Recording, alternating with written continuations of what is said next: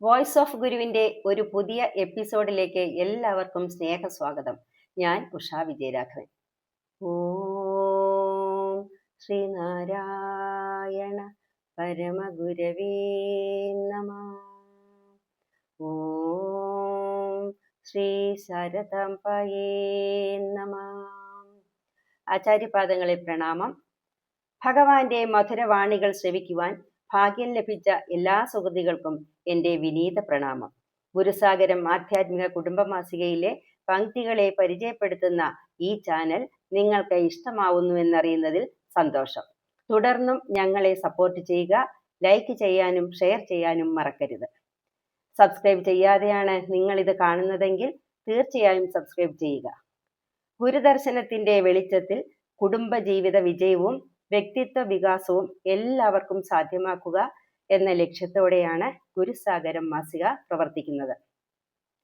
മനുഷ്യൻ നന്നാവണമെങ്കിൽ ആദ്യം അവന് ലോക സത്യത്തെക്കുറിച്ച് അവബോധം ഉണ്ടാകണം.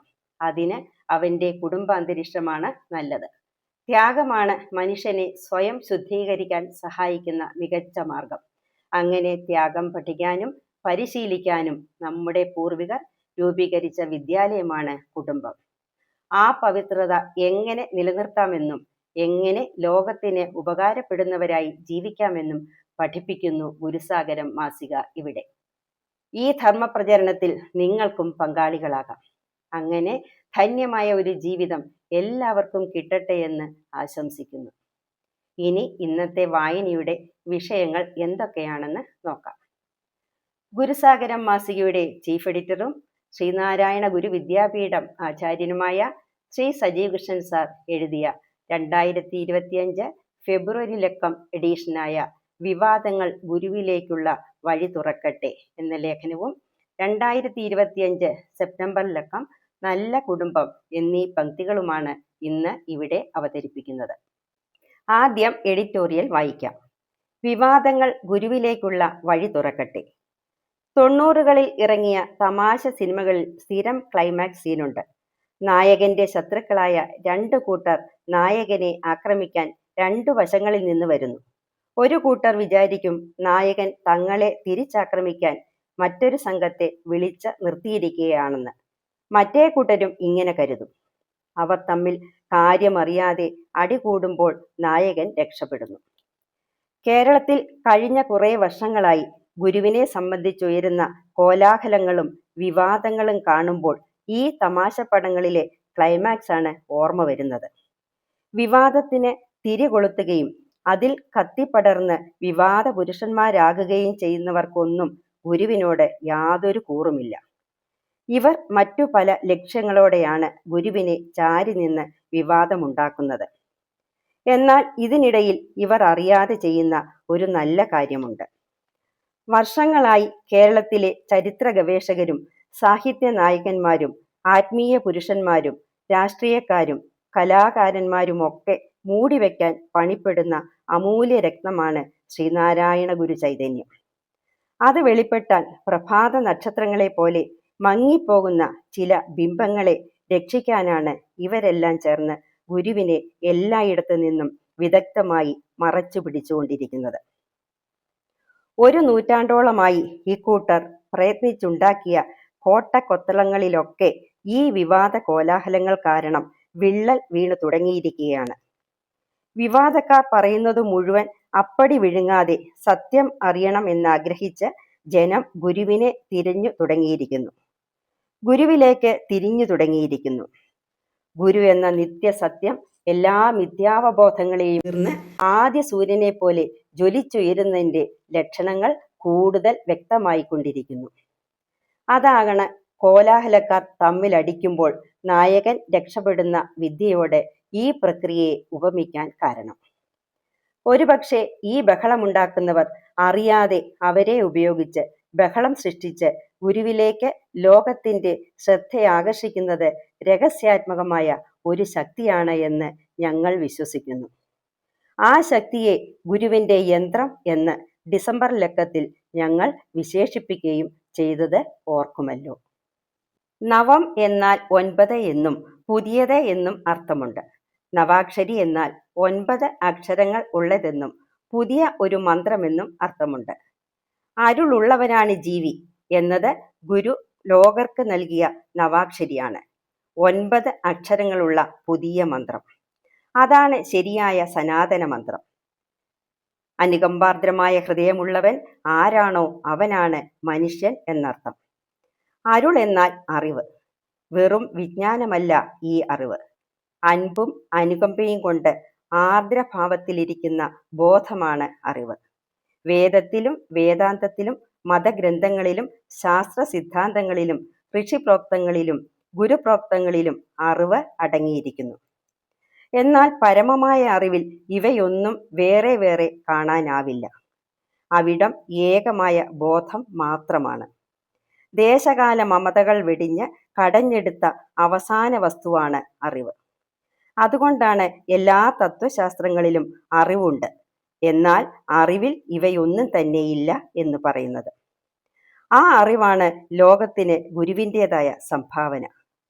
അത്രയും അഗാധമായ അടിത്തട്ടിൽ മുങ്ങി സ്വതന്ത്രനായി ജീവിച്ചുകൊണ്ട് സർവ സ്വാതന്ത്ര്യത്തെ ഉദ്ഘോഷിച്ചുകൊണ്ട് ഗുരു കടഞ്ഞെടുത്ത ആ അറിവാണ് ശരിയായ സനാതനം.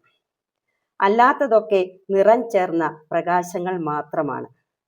പല നിറങ്ങളിൽ കാണുന്ന എല്ലാത്തരം അറിവുകളുടെയും ഉള്ളിലിരുന്ന് അവയെ പ്രകാശിപ്പിക്കുന്ന അറിവിനെയാണ് ഗുരു വെളിപ്പെടുത്തിയത്. അതിനാൽ നവം എന്ന വാക്ക് ഗുരുവിനോട് കടപ്പെട്ടിരിക്കുന്നു. നവം എന്നത് ഏത് രംഗത്തും കാലം ഇഷ്ടപ്പെടുന്ന വാക്കാണ്. പുതിയത് ആർക്കാണ് ഇഷ്ടമല്ലാത്തത്?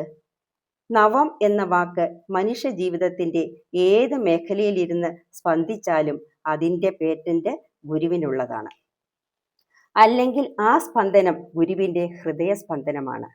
അതിനെ ഇനി പഴമുറം കൊണ്ട് അധികകാലം പൊതിഞ്ഞു വെക്കാനാവില്ല. എത്ര വലിയ പൊൻപാത്രം കൊണ്ട് മൂടപ്പെടുന്ന സൂര്യനും തുറക്കുമതു നീ ഭൂഷൻ സത്യധർമ്മനു കാണുവാൻ എന്ന് ഗുരു കൽപ്പിച്ചാൽ തുറക്കാതിരിക്കാൻ കഴിയില്ല. അത് തുറക്കുക തന്നെ ചെയ്യും. ആ നവമായ ശുദ്ധപ്രകാശത്തെ ലോകം അറിയുക തന്നെ ചെയ്യും. അപ്പോൾ ഇത്രയും കാലം ഗുരുവിൻ്റെ പ്രഭാവം മറച്ചു വെക്കാൻ കഷ്ടപ്പെട്ടവരുടെ കാര്യം കഷ്ടമായല്ലോ. അവരുടെ പ്രയത്നങ്ങൾ വൃഥാവിലായതെന്നാണോ? അല്ലേ അല്ല. അവരും നിയതിയുടെ ഒരു പ്രത്യേക ദൗത്യത്തിന് വിധേയമായവരാണ്. കഥകളി നടൻ ഒരുക്കം പൂർത്തിയാകും വരെ വെളിപ്പെടാതിരിക്കാൻ തിരശീല പിടിക്കുന്നവരെ പോലെയാണവർ. ഇരുട്ടുണ്ടായിരിക്കുന്നത് വെളിച്ചത്തിൻ്റെ പ്രസക്തി തിരിച്ചറിയാനാണ്. അധർമ്മം ഉണ്ടായിരിക്കുന്നത് ധർമ്മത്തിൻ്റെ മൂല്യം അറിയിക്കാനാണ്. അധർമ്മത്തിലും ഇരുട്ടിലും ആദ്യം സുഖവും പിന്നെ അസ്വസ്ഥതയും പിന്നെ കുറ്റബോധവും അതേ തുടർന്ന് തിരിച്ചറിവും പ്രകടമാകും. ആ പ്രക്രിയയാണ് ഇപ്പോൾ നമ്മുടെ സമൂഹത്തിൽ നടന്നുകൊണ്ടിരിക്കുന്നത്. വിവിധ മതനേതാക്കളും രാഷ്ട്രീയക്കാരും സാമൂഹ്യദ്രോഹികളും അരാജകവാദികളും തീവ്രവാദികളും എല്ലാം ചേർന്ന ഒരേ നാടകത്തിൻ്റെ സ്ക്രിപ്റ്റിലെ വിവിധ കഥാപാത്രങ്ങളെ അവതരിപ്പിച്ചുകൊണ്ടിരിക്കുകയാണ്. ഉദയനാണ് താരം എന്ന മലയാള സിനിമയിൽ ശ്രീനിവാസൻ അവതരിപ്പിച്ച കഥാപാത്രത്തിനെ സംവിധായകൻ വിരട്ടി നന്നായി അഭിനയിപ്പിക്കുന്നത് പോലെയാണെന്ന് മാത്രം. സിനിമയിൽ നടനെ വിരട്ടുന്ന സംവിധായകൻ ഒടുവിൽ വെളിപ്പെടുന്നുണ്ട്. ഇവിടെ പക്ഷേ അതുണ്ടാവില്ല. എന്തെന്നാൽ അത് വ്യക്തിയല്ല, സ്വയം വ്യക്തമാണ്. ഭഗവത്ഗീത തത്വം അനുസരിച്ച് വ്യക്തിയുടെ കർമ്മഫലം വ്യക്തി തന്നെ അനുഭവിക്കും. എന്നാൽ പൊതു സ്വാധീനങ്ങളുള്ള വ്യക്തികളുടെ കർമ്മഫലം ഒരു സമൂഹം മുഴുവൻ അനുഭവിക്കേണ്ടി വരും. കാരണം അത്തരം വ്യക്തികൾ ജനക്കൂട്ടായ്മകളുടെ തലപ്പത്തു വരാൻ ആ ജനസമൂഹത്തിൻ്റെ മുഴുവൻ കർമ്മഫലങ്ങൾ നിമിത്തമാകുന്നുണ്ട്. അതിനാൽ വ്യക്തിയുടെ ദുഷ്ചെയ്തികൾ അവർ ഒന്നുചേർന്ന് അനുഭവിക്കേണ്ടി വരും.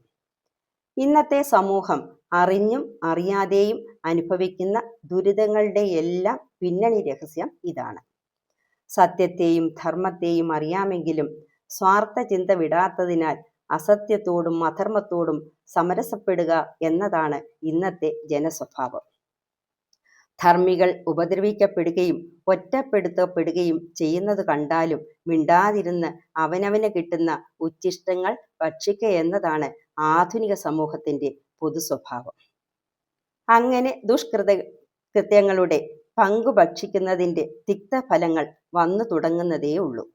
അതിൽ പൊറുതിമുട്ടി ജനം താൽക്കാലിക ലാഭങ്ങൾ വെടിഞ്ഞ് ധർമ്മവാഴ്ചയ്ക്കായി കേഴും. അപ്പോൾ ധർമ്മം പ്രഭാവം കാട്ടിത്തുടങ്ങും. അതിൻ്റെ മുന്നോടിയായ ചലനങ്ങളാണ് ഇപ്പോൾ കണ്ടു തുടങ്ങിയിരിക്കുന്നത്.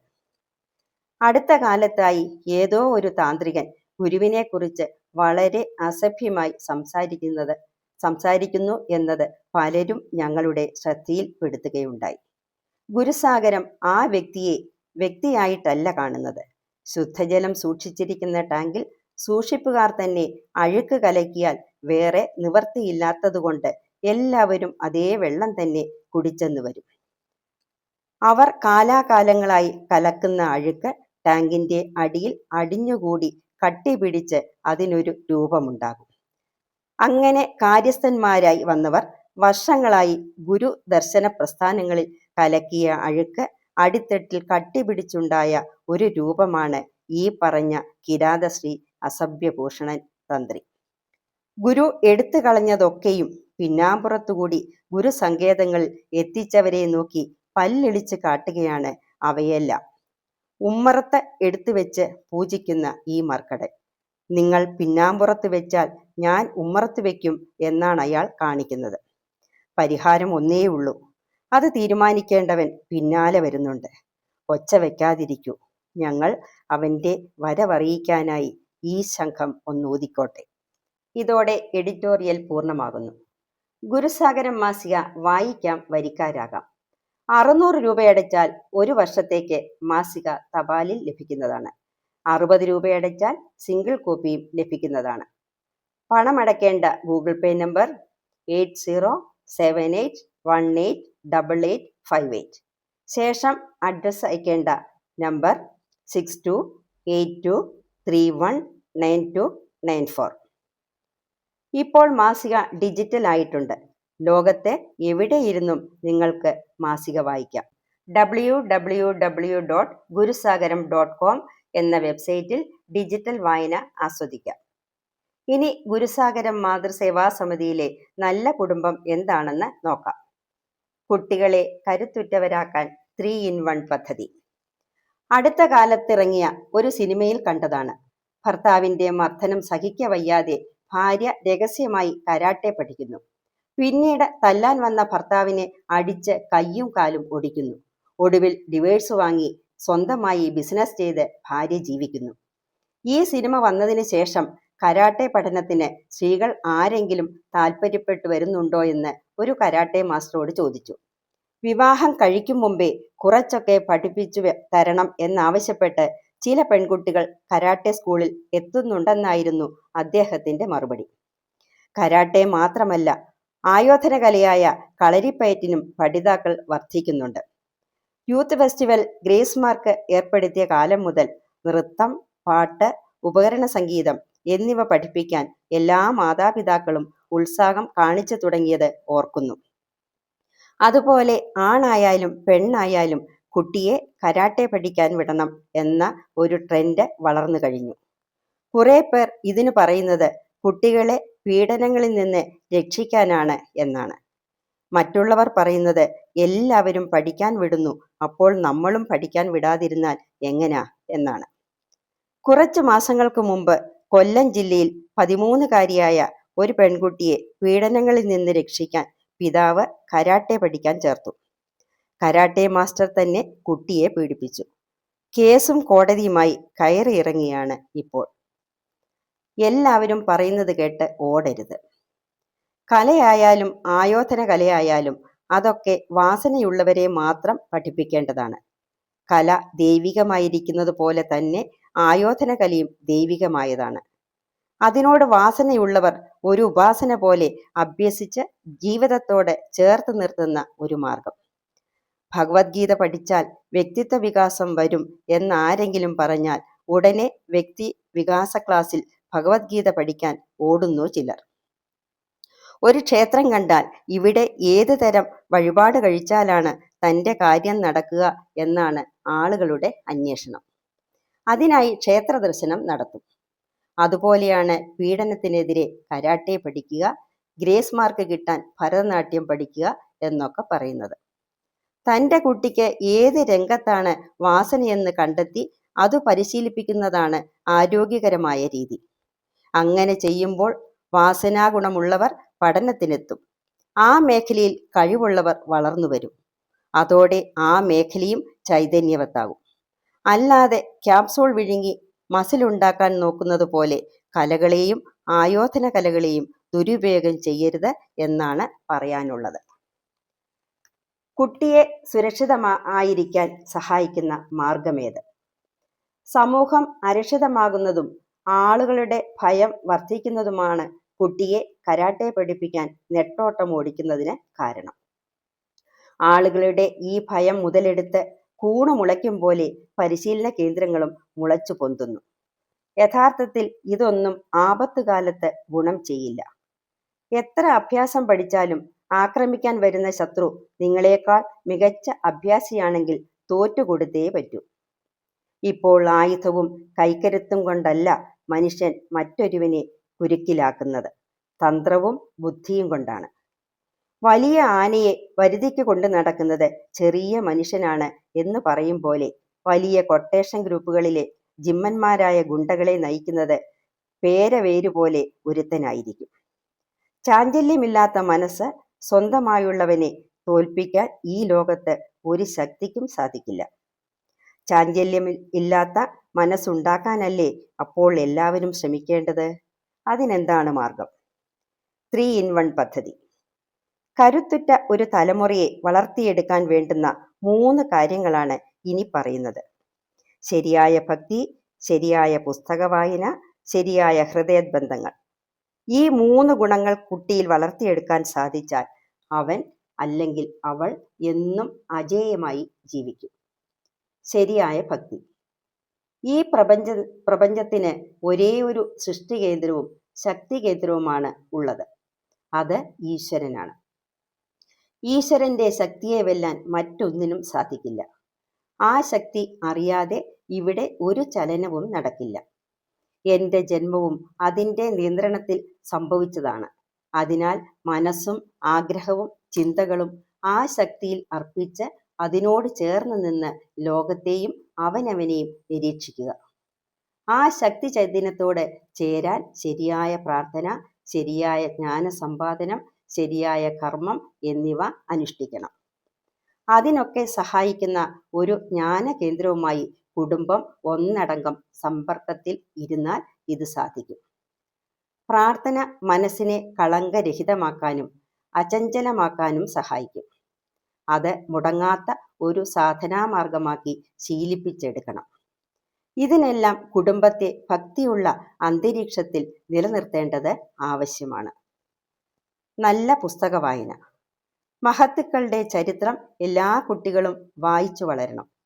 70-80 വർഷം ജീവിച്ചുകൊണ്ട് ഒരു മഹത് പുരുഷൻ കൈവരിച്ച ജീവിതാനുഭവം 3-4 മണിക്കൂർ കൊണ്ട് സ്വായത്തമാക്കാവുന്ന എളുപ്പമാർഗമാണ് ജീവചരിത്ര വായന. വാട്സാപ്പ് വായനയും ക്യാപ്സൂൾ വായനയുമല്ല, അടിസ്ഥാനപരമായ സമ്പൂർണ്ണ വായനയാണ് പരിശീലിപ്പിക്കേണ്ടത്. അതിന് സമയം കണ്ടെത്തണം. ആഹാരം കഴിക്കാനും ശ്വാസം വിടാനും സമയം കണ്ടെത്തുന്ന അതേ പ്രാധാന്യത്തോടെ. നല്ല ക്ലാസിക് സാഹിത്യകൃതികൾ എല്ലാം തന്നെ പഠനകാലത്ത് വായിച്ചിരിക്കണം. അത് ഒരുപാട് കഥാപാത്രങ്ങളുടെ ജീവിതത്തിലൂടെ കടന്നു പോകുന്ന കഥകളാണ്. സമാനമായ സാഹചര്യങ്ങൾ നമ്മുടെ ജീവിതത്തിൽ ഉണ്ടാകുമ്പോൾ ഈ വായനാനുഭവങ്ങൾ നമുക്ക് മുന്നിൽ പുതിയ ആശയങ്ങൾ തുറന്നു തരും. ആത്മഹത്യയിൽ നിന്നോ ശത്രുഭീഷണിയിൽ നിന്നോ പോലും രക്ഷിക്കാനുതകുന്ന ആശയങ്ങൾ നല്ല വായനയിൽ നിന്ന് ലഭിക്കും. തന്ത്രങ്ങൾക്ക് മുന്നിൽ ഒരു കായിക ശക്തിയും ആയുധശക്തിയും പിടിച്ചു നിന്ന ചരിത്രമില്ലെന്ന് ഓർക്കുക. അതിനാൽ വായന ഒരു കുടുംബ സ്വഭാവമാക്കുക. എല്ലാവരും വായിക്കാൻ സമയം കണ്ടെത്തുകയും വായിച്ചതിനെക്കുറിച്ച് ഭക്ഷണ സമയത്ത് ചർച്ച ചെയ്യുകയും ചെയ്യുമ്പോൾ അതിൽ വളരുന്ന കുട്ടിയും വായനയിലേക്ക് അറിയാതെ വഴുതി വീഴും. ഹൃദയബന്ധങ്ങൾ സൂക്ഷിക്കുക. കുടുംബാംഗങ്ങളുമായി നല്ല ഹൃദയബന്ധവും മികച്ച ആശയവിനിമയം വളർത്തിയെടുക്കാൻ കുട്ടികളെ ശീലിപ്പിക്കണം. അതിന് കുടുംബാംഗങ്ങൾ പരസ്പരം വിശ്വാസ്യത പുലർത്തണം. കുട്ടികൾക്ക് മനസ്സില്ല എന്ന് കരുതി ചില മാതാപിതാക്കൾ പങ്കാളിയെ വഞ്ചിച്ചുകൊണ്ട് രഹസ്യബന്ധങ്ങൾ പുലർത്താറുണ്ട്. എന്നാൽ കുട്ടികൾക്ക് എല്ലാം മനസ്സിലാകും. അവർ അതനുസരിച്ച് അരക്ഷിതരാകും. തോന്നിയ വഴി സഞ്ചരിക്കാൻ പ്രേരിതരാകും. സത്യസന്ധമായ ബന്ധങ്ങൾക്കിടയിൽ വളർന്ന് പരസ്പര വിശ്വാസം ആർജിച്ച് ജീവിക്കുന്ന കുട്ടികൾ മറ്റുള്ളവരെക്കാൾ കൂടുതൽ ആത്മവിശ്വാസം പുലർത്തുന്നതായി കാണാറുണ്ട്. ഏത് പ്രതിസന്ധിയിലും ഒരായുധത്തേക്കാൾ സുരക്ഷ നൽകാൻ നല്ല ഹൃദയബന്ധങ്ങൾക്ക് സാധിക്കും. ഈ 3 കാര്യങ്ങൾ ശ്രദ്ധിക്കാമെങ്കിൽ ഒരുത്തനും നിങ്ങളുടെ വസതിയിൽ കയറി ആക്രമിക്കില്ല, കുട്ടിയെ പീഡിപ്പിക്കില്ല. നിങ്ങളുടെ പെൺമക്കൾ ഭർതൃഗൃഹങ്ങളിൽ പീഡിപ്പിക്കപ്പെടില്ല. അവർ ഏത് പ്രതികൂല സാഹചര്യത്തെയും മേധാശക്തി കൊണ്ട് തങ്ങൾക്ക് അനുകൂല സാഹചര്യമാക്കി മാറ്റി അവിടെ രാജ്ഞിമാരായി വാഴുന്നത് കാണാം. അതിന് ബ്ലാക്ക് ബെൽറ്റ് കൊണ്ടൊന്നും കാര്യമുണ്ടാവില്ല. ഇതോടെ ഇന്നത്തെ വായന പൂർണ്ണമാകുന്നു. ഇത് നിങ്ങൾക്ക് ഇഷ്ടമായി എന്ന് കരുതുന്നു. തുടർന്നും നിങ്ങളുടെ വിലയേറിയ നിർദ്ദേശങ്ങളും അഭിപ്രായങ്ങളും ഞങ്ങളെ അറിയിക്കുക. പുതിയ വിഷയങ്ങളുമായി അടുത്ത ബുധനാഴ്ച വീണ്ടും കാണാം. നമസ്തേ.